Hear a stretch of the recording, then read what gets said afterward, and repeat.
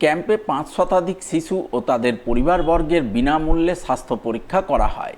Malda college অডিটোরিয়ামে আয়োজিত এই ক্যাম্পে হাজির ছিলেন মালদার জেলাশাসক রাজেনবীর সিং কাপুর, উত্তর মালদার সাংসদ খগেন মুর্মু, ইংরেজবাজার পৌরসভার চেয়ারম্যান কৃষ্ণেন্দু চৌধুরী, মারোয়ারি যুব মঞ্চের সভাপতি সৌরভ আগরওয়ালা, সম্পাদক ডক্টর গোপাল সারাফ সহ অন্যান্যরা।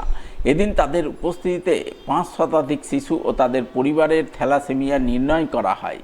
তাদের মধ্যে থ্যালাসেমিয়ার লক্ষণ ধরা পড়লে তাদের উন্নত চিকিৎসা পরিষেবা প্রদানের আশ্বাস দেন মারোয়ারি যুব মঞ্চের সদস্যরা। সেই সঙ্গে থ্যালাসেমিয়া আক্রান্ত শিশুদের সম্পূর্ণ বিনামূল্যে বোন ম্যারো ট্রান্সপ্লান্টের সুবিধা প্রদানের আশ্বাস দেন বলে জানা গেছে। তো সকাল পর্যন্ত রেজিস্ট্রেশন হয়েছে প্রায় ৩০০ পেশেন্ট, মানে হচ্ছে শুধু ৩০০ না, প্রত্যেক পেশেন্টের সঙ্গে যে তার মা বাবা এবং তার ভাই বোন, অ্যাভারেজ যেটা একটা ফ্যামিলিতে 4 জন থাকে, তো ৩০০ পেশেন্ট মানে ১২০০ পেশেন্ট অলরেডি আমাদের এখানে রেজিস্ট্রেশন হয়ে গেছে। আমাদের আজকের ক্যাপাসিটি আছে ২০০০ পর্যন্ত পেশেন্ট আসলে আমরা তার টেস্টিং করতে পারি।